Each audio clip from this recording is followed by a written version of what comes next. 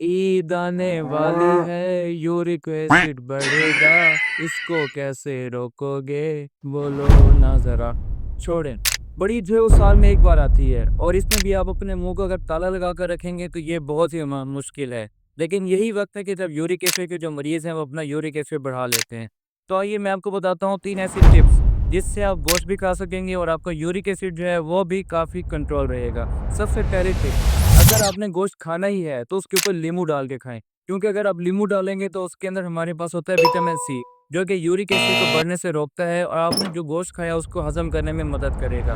Number 2, अगर आपने गोश्त खाना ही है तो उसके साथ सलाद पत्ता, टमाटर और दालें वगैरह ना खाएं, क्योंकि इनके अंदर प्योरीन्स होते हैं जो कि यूरिक एसिड को बढ़ाते हैं। तो अगर आपने गोश्त के साथ ये चीज़ें खाई तो आपका यूरिक एसिड बढ़ेगा ही बढ़ेगा। नंबर 3, अगर आपने गोश्त खाना ही है तो उसके साथ ज़्यादा से ज़्यादा पानी पिएँ। अगर आप पानी पिएँगे तो आपका यूरिक एसिड जो है वो साथ-साथ कम होता रहेगा।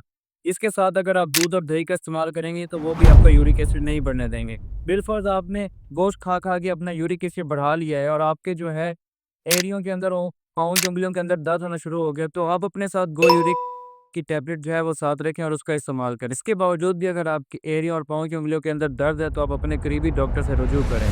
For more information do follow.